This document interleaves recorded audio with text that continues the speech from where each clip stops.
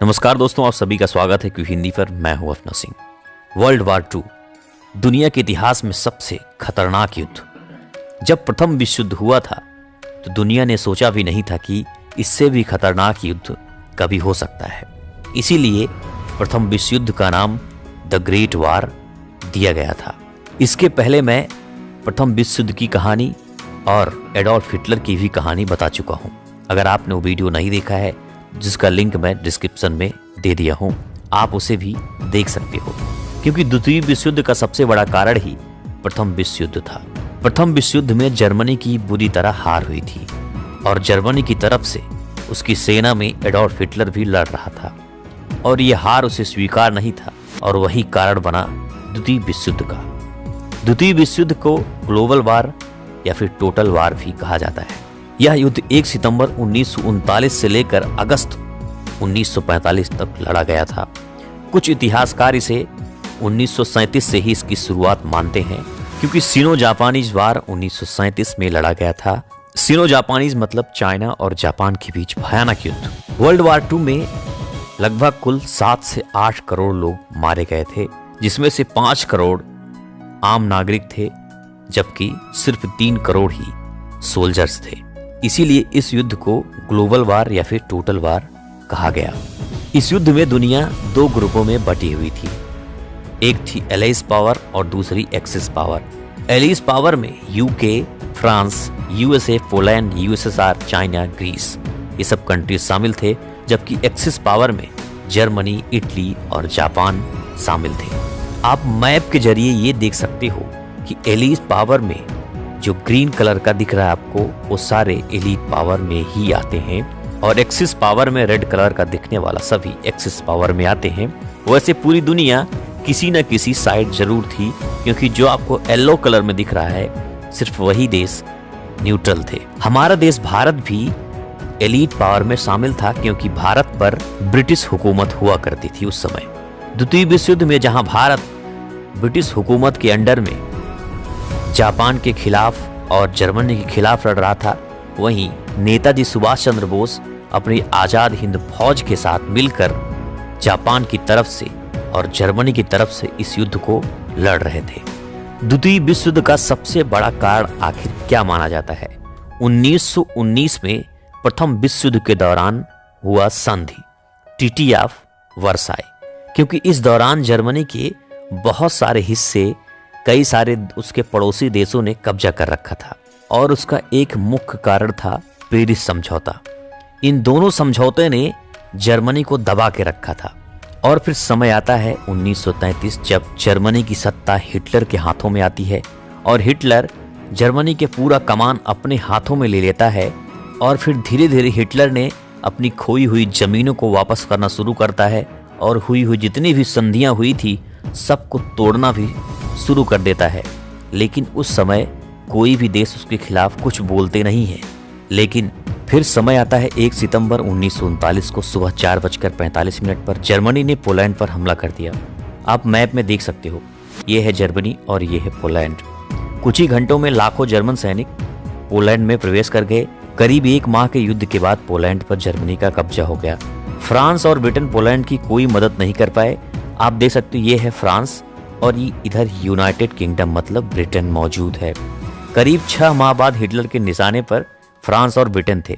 उधर इटली में दूसरे तानाशाह मुसोलिनी की यूरोप में रोमन साम्राज्य की स्थापना के रूप में सत्ता विस्तार की लालसा बढ़ गई। पश्चिमी दुनिया के यूरोप के देशों में संघर्ष शुरू हो चुके थे और इधर पूर्वी दुनिया में जापान एशिया पर हुकूमत चलाने की तमन्ना पाले था। साम्राज्य स्थापित करने के लिए जर्मनी, इटली, जापान ने लड़ाई शुरू कर दी थी। वर्ष 1940 में 9 अप्रैल को हिटलर ने यूरोपीय देश नॉर्वे पर भी हमला कर दिया। जर्मन सेना ने नॉर्वे को तो जीता ही, साथ ही उसके और जर्मनी के बीच आने वाले डेनमार्क को भी अपने कब्जे में ले लिया। इसके बाद कुछ ही महीनों में जर्मनी ने नीदरलैंड, बेल्जियम, लग्जमबर्ग हमले किए और उन्हें जर्मन साम्राज्य का हिस्सा बना लिया। इसी साल 5 जून को हिटलर ने करीब 15 लाख सैनिकों को लेकर फ्रांस पर भी हमला बोल दिया। महज 15 दिन में जर्मनी ने फ्रांस को परास्त कर दिया। इस तरह जर्मन सेना ब्रिटेन को छोड़कर लगभग पूरे यूरोप में अपना आधिपत्य जमा चुका था। इसके कुछ ही माह बाद जर्मनी ने ब्रिटेन पर भी हमला बोल दिया और इन दोनों में घमासान युद्ध चला। कई महीनों तक यह युद्ध चला। आखिरकार इसमें हिटलर को सफलता नहीं मिली और उसने ब्रिटेन के साथ युद्ध रोक दिया। उसने ब्रिटेन से बाद में निपटने का विचार किया और रूस से बिना किसी कारण के ही युद्ध की शुरुआत कर दी। और यही हिटलर का सबसे गलत फैसला साबित होता है, क्योंकि हिटलर के पतन की शुरुआत यहीं से शुरू होती है। रूस की सेना के सामने जर्मनी नहीं टिक सका। लाखों नाजी सैनिक मारे गए। रूस की सेना ने जर्मन सैनिकों को खदेड़ दिया। इसके बाद जर्मनी ने अमेरिका के साथ युद्ध की घोषणा कर दी, जबकि अमेरिका और जर्मनी के बीच कोई दुश्मनी थी ही नहीं। इसका सबसे बड़ा कारण था जापान। जापान ने 7 दिसंबर 1941 को अमेरिका के पर्ल हार्बर पर हमला कर दिया और इसके 4 दिन बाद ही हिटलर ने अमेरिका से युद्ध की शुरुआत कर दी। एशिया में जापान ब्रिटेन के साथ लड़ रहा था। जर्मनी का अमेरिका से युद्ध करना बहुत ही घातक साबित हुआ। 6 जून 1944 को अमेरिका, ब्रिटेन और अन्य मित्र देशों ने मिलकर अपनी सेना यूरोप में घुसा दी, जर्मनी पर हमला कर दिया।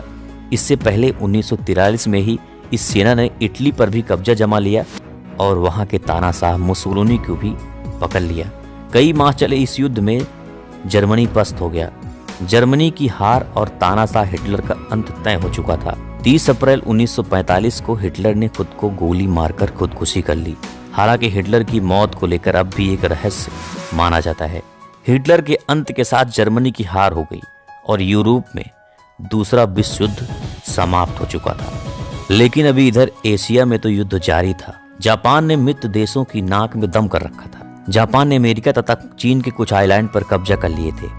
अमेरिका ने पहले तो जापान को परमाणु हमले की चेतावनी दी, लेकिन जापान इससे भी नहीं माना। फिर आता है 6 अगस्त 1945, जब अमेरिका ने हिरोशिमा पर परमाणु बम फेंक दिया, जिसमें लगभग 2 लाख लोग मारे गए। इस पर भी जापान अपने अभियान में रुका नहीं और फिर 9 अगस्त को दूसरा परमाणु हमला नागासाकी पर अमेरिका ने कर दिया, जिसमें भी लाखों लोग मारे गए। और इसके बाद इस महाविभीषिका के साथ दूसरा युद्ध भी समाप्त हो गया। वैसे इस तरह का हमला बहुत ही गलत था। इसका परिणाम आज भी लोग भुगत रहे हैं। दोस्तों, द्वितीय विश्व युद्ध समाप्त हो चुका था। इधर भारत पर अभी भी अंग्रेजी हुकूमत थी। ब्रिटेन यहाँ से भारत को कंट्रोल करता था और द्वितीय विश्व युद्ध के साथ जापान का पतन और उसके साथ साथ नेताजी सुभाष चंद्र बोस भी 18 अगस्त 1945 को लापता होने की खबर आ जाती है। लेकिन ब्रिटेन इतना कमजोर हो चुका था, वो ज़्यादा दिनों तक अब भारत को अपने कंट्रोल में नहीं रख सकता था और द्वितीय विश्व युद्ध भारत की आज़ादी का सबसे बड़ा कारण भी था। उसके कुछ ही सालों बाद भारत आज़ाद भी हो गया था। तो ये कहानी थी द्वितीय विश्व युद्ध की। आपको कहानी अच्छी लगी तो वीडियो को लाइक करें, और आपने अगर अभी तक पहले वाले विश्व युद्ध और एडोल्फ हिटलर की कहानी नहीं देखी है तो लिंक डिस्क्रिप्शन में आप देख सकते हो। ऐसे ही और वीडियो पाने के लिए आप इस चैनल को सब्सक्राइब करके बेल आइकॉन जरूर दबा देना। और द्वितीय विश्व युद्ध में आपको सबसे अच्छा और सबसे बुरा क्या लगा कमेंट बॉक्स में जरूर बताना। फिर मिलते हैं ऐसी किसी अन्य वीडियो के साथ। तब तक के लिए जय हिंद, जय भारत।